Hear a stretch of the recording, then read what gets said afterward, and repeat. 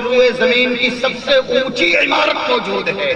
1 سال پہلے تقریباً وہ آنر اس دنیا سے گیا.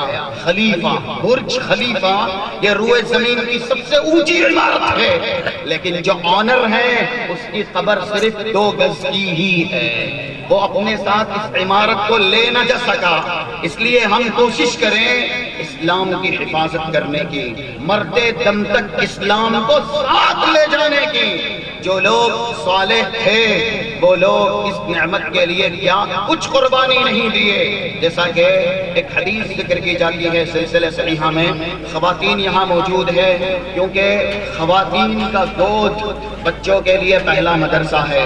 اگر خاتون موحدہ ہے، خاتون اسلام کو سمجھی ہوئی ہے، خاتون اسلام کی اہمیت اور افادیت سے واقف ہے، تو پھر اسی کی گود میں پروان چڑھنے والے وہ سپوت جو اسلام کے غازی ہوتے ہیں، جو اسلام کے ترجمہ ہوتے ہیں، جو اسلام کے لیے دنیا کے اندر ساری قربانیاں دیتے ہیں. کیونکہ جو بھی مرد ہونے کے اعتبار سے دنیا میں آیا، کسی مقام اور رتبے کو پہنچا، آخر اس کے آنے کا راستہ یا اس کے آنے کا سبب ایک خاتون ہی بنی ہے. اس لیے خواتین کا مسلمہ ہونا، خواتین کا اسلامی اطوار، اسلامی عادات سے، اسلامی اخلاق سے متصفہ ہونا نہایت ہی ضروری ہے. تو یہ واقعہ ایک خاتون کا ہی ہے جو اپنے آپ کو صالح ثابت کرتی ہے، کس طرح کی قربانیاں دے کر کے اور کس کے خلاف دے کر کے. یہ حدیث سلسلہ صحیحہ کے اندر ہے، 2508 حدیث کا نمبر ہے. اللہ نے کلام مجید میں ایمان والوں کے لیے اس خاتون کو نمونہ بنایا. پھر سے جملہ دہراتا ہوں، رب العالمین نے کلام مجید میں سارے مومنین کے لیے اس خاتون کے ایمان کو نمونہ قرار دیا. 11 نمبر کی آیت ہے سورہ تحریم کی، وَضَرَبَ اللَّهُ مَثَلًا لِلَّذِينَ آمَنُوا امْرَأَتَ فِرْعَوْنَ. سارے مومنین کے لیے ایمان میں مثال ہے فرعون کی بیوی آسیہ. 1135 صحیح الجامع کی حدیث ہے. رسول اللہ صلی اللہ علیہ وسلم کا یہ ارشاد گرامی ہے، افضل النساء فی الجنت 4. جنت کے اندر 4 خواتین سب سے زیادہ افضل ہوگی، جس میں ایک نام اس خاتون کا بھی ہے. کون ہے یہ خاتون؟ فرعون کی بیوی ہے. فرعون کون ہے؟ آپ کلام مجید سے پوچھئے، کیا کچھ اس نے ربوبیت یا الہیت یا الوہیت کا دعویٰ نہیں کیا؟ وہ کہتا تھا انا ربکم الاعلی ما علمت لکم من الہ غیری. اور ساتھ ساتھ کیا دیا گیا تھا؟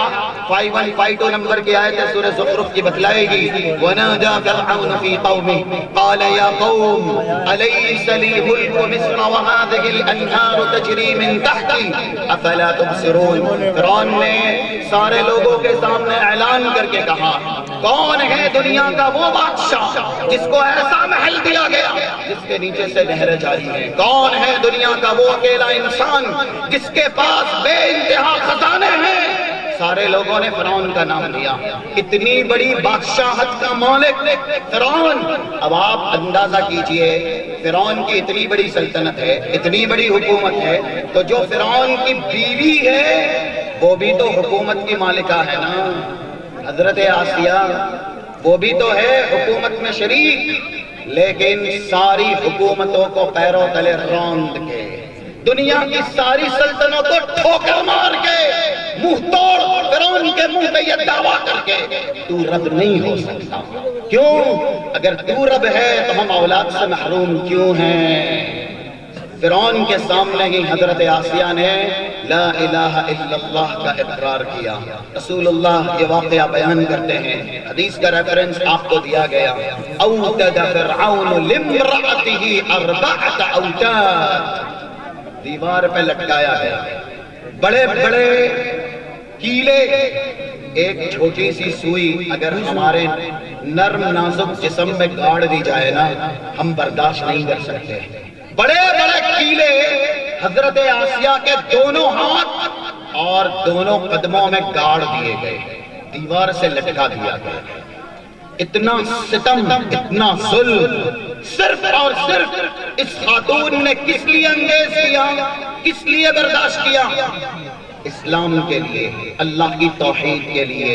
حدیث میں ہے رسول اللہ کہتے ہیں فَكَانُوا إِذَا تَفَرَّقُوا عَنْهَا، ظالمین ظلم کا کرشمہ دکھا کر کے جب وہاں سے الگ ہوئے، ذَلَّلَتْهَا الْمَلَائِكَةُ بِأَجْنِحَتِهَا، فرشتوں نے اپنے پروں سے حضرت آسیہ کو ڈھانپ لیا، سایہ دیا، اور ان کی زبان پر ایک ہی نعرہ تھا، ایک دعا وہ اللہ سے کر رہی تھی، رب ابن لی عندک بیتا فی الجنہ، اللہ میں بھی ایک بڑی حکومت کی مالکہ تھی، میرے پاس بھی دنیا کے بڑے بڑے خزانے تھے، لیکن وہ ساری حکومت، سارے خزانے محض اور محض تیری توحید کے لیے میں نے ترک کیے ہیں، مجھ سے ایک التجا ہے، ایک عاجزی والی درخواست ہے، اور وہ یہ اللہ تیری جنت میں میرے لیے محل بنا دے، رب ابن لی عندک بیتا فی الجنہ۔ آج دنیا میں گھر بنانے کے لیے 80 سال محنت کرتے ہیں، دنیا میں گھر بنانے کے لیے 60-70 سال پوری دنیا کی زندگی صرف کر دیتے ہیں، ایک مہینہ ہی ہوا نا ترک میں یا اس کے اطراف میں سیریا ہو، لبنان ہو، 90 سیکنڈ کا زلزلہ آیا، ایسا کہ 90 سال کے جن کے ارمان تھے وہ صرف چند لمحوں میں ملبے کی شکل میں تبدیل ہو گئے۔ ہم وہ گھر بنانے کے پیچھے دنیا کی زندگی گزار دیتے ہیں جس گھر کے ایک لمحہ ٹکنے کی ضمانت نہیں ہے، وہ گھر ایک لمحہ بھی رہے گا یا ہم اس گھر سے ایک لمحے کا فائدہ اٹھا پائیں گے اس کی گارنٹی نہیں ہے۔ اللہ کے بندو، دنیا کی زندگی دی گئی ہے جنت میں محل بنانے کے لیے، جنت میں محل حاصل کرنے کے لیے۔ جملہ معترضہ کے طور پر ایک حدیث ذہن میں آئی 728 نمبر کی صحیح مسلم کی، ام المومنین ہیں حضرت ام حبیبہ ابو سفیان کی بیٹی، رسول اللہ صلی اللہ علیہ وسلم کی زوجہ محترمہ، ایک بار یہ حدیث سنی، من صلی اثنتی عشرۃ رکعہ فی یوم ولیلہ بنی لہ بہن فی الجنۃ بیت، جو آدمی یا جو شخص 12 رکعات دنوں رات کے اندر پڑھ لے، ہم جانتے ہیں نا یہ 12 رکعات کون سی ہیں، نہیں تو علماء سے پوچھ لیجئے گا، یہ 12 رکعات کا نذرانہ اگر انسان اللہ کی بارگاہ میں دنوں رات کے 24 گھنٹے میں دیتا ہے تو اس کی بدولت جنت میں اس کے لیے ایک محل بنایا جاتا ہے۔ ام المومنین کا ارشاد ہے کہ یہ حدیث جب سے رسول اللہ کے زبانی سنی، ما ترکتہن منذ سمعتہن من رسول اللہ، رسول اللہ صلی اللہ علیہ وسلم نے جب سے اس حدیث کے متعلق کہا 12 رکعت پڑھو جنت میں اللہ محل بنائے گا، پوری زندگی یہ 12 رکعت نہیں چھوڑی۔ فرض نماز آج ہم نہیں پڑھتے اللہ کے بندو، یہ 12 رکعت جو سنت موقدہ ہیں اس سے کیا ادا کریں گے؟ یہ بات آئی تھی جنت میں گھر حاصل کرنے کی کہ وہ لوگ جو جنتی دنیا میں پیدا کیے جاتے ہیں اور جن کی منشا دنیا میں محض آخرت کی تیاری یا جنت کا حصول ہوتا ہے، وہ صرف اور صرف جنت ہی کے لیے سوچتے ہیں، جنت ہی کے لیے جیتے ہیں، جنت ہی کے لیے کاوشیں، کوششیں اور قربانیاں دیتے ہیں۔ حضرت آسیہ نے بھی اتنی بڑی حکومت کو لات اس لیے ماری تھی کہ اللہ جنت میں ایک محل بنا دے، جو اپنے جسم کے ٹکڑے کروا دے، اسلام کے لیے شہیدہ ہو جائے، یا رب العالمین ایسوں کی شہادت قبول کر کے جنت میں گھر نہیں بنائے گا۔ اللہ کو یہ قربانی اتنی پسند آئی کہ تا قیامت سارے اہل ایمان والوں کے لیے ان کے کردار عظیم کو قرآن کے حروف میں ہی نازل کر دیا، اور یہ ارشاد فرمایا وَضَرَبَ اللَّهُ مَثَلًا لِلَّذِينَ آمَنُوا امْرَأَتَ فِرْعَوْنَ، جو انسان نیک ہوتا ہے فی نفسہ، وہ اپنی نیکی کے لیے، صالح بننے کے لیے اسلام اپنے جی میں پیوست کرنے کے لیے اور اس پر مستقیم مستقل ہونے کے لیے کسی حد تک بھی جاتا ہے، کسی حد تک بھی قربانی دیتا ہے، اور جو شخص فی نفسہ صالح نہیں ہو سکا وہ مصلح نہیں بن سکتا، اور انسان کو صالح بھی بننا ہے، مصلح بھی بننا ہے۔ انبیاء کرام صالح تھے، اس میں کوئی شک نہیں، لیکن کلام مجید یہ بھی کہتا ہے سورہ اعراف کی فَلَنَسْأَلَنَّ الَّذِينَ أُرْسِلَ إِلَيْهِمْ وَلَنَسْأَلَنَّ الْمُرْسَلِينَ، ہم ان سے بھی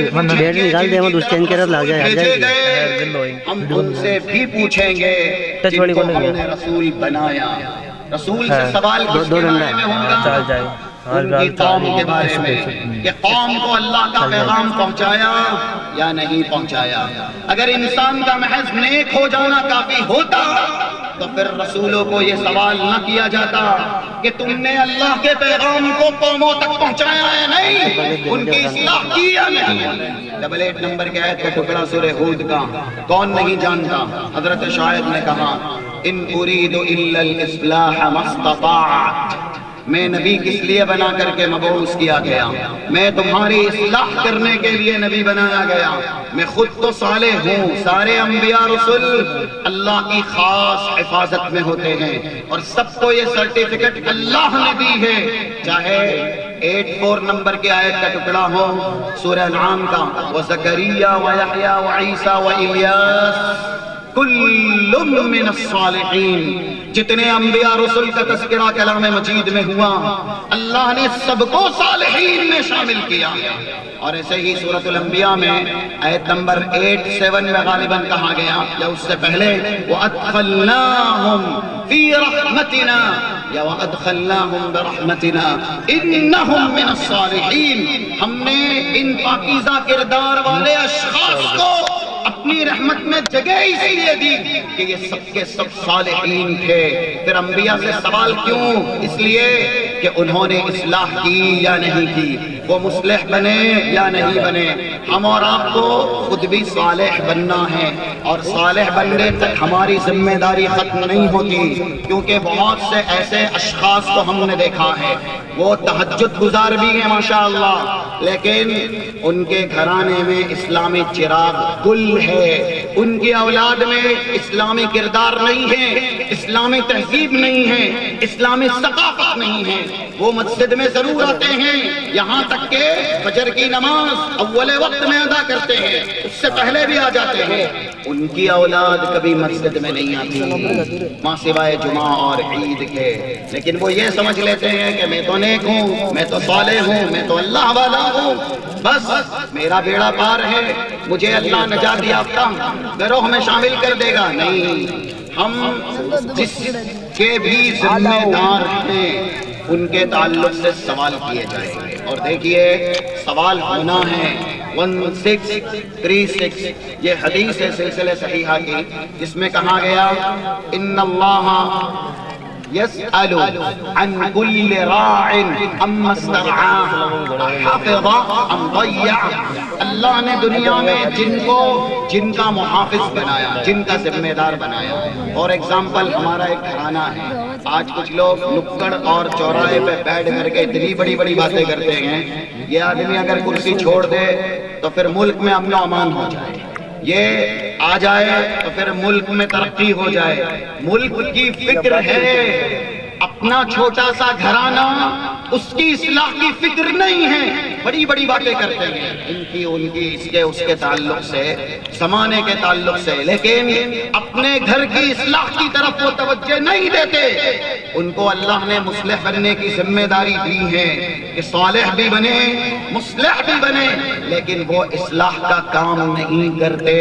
ان کے تعلق سے یہ حدیث ہے، رسول اللہ کا ارشاد ہے اللہ پوچھے گا میدان محشر میں ہم نے تمہیں فلاں فلاں کا ذمہ دار بنایا تھا، آج اگر ہماری اولاد ہے، ہمارے پڑوسی ہیں، ہمارے سماج میں دوسرے افراد ہیں، وہ برائیوں میں مبتلا ہیں، قرآن اور حدیث کی خلاف ورزیاں کر رہے ہیں، ہمارا اسلامی فریضہ ہے کہ ہم ان کی اصلاح کے لیے کوششیں کریں۔ سوال یہ آتا ہے کہ وہ نہیں سنیں گے، وہ برا بھلا کہیں گے، وہ گالیاں دیں گے، وہ ماریں گے، تو انبیاء رسول نے یہ ساری قربانیاں کس لیے دی؟ سورۃ العصر میں جو صفات ہے اہل ایمان والوں کی، وَتَوَاصَوْا بِالْحَقِّ وَتَوَاصَوْا بِالصَّبْرِ، اس کا کیا مطلب ہے؟ محمد الرسول اللہ صلی اللہ علیہ وسلم کو نعوذ باللہ مجنون کس وجہ سے کہا گیا؟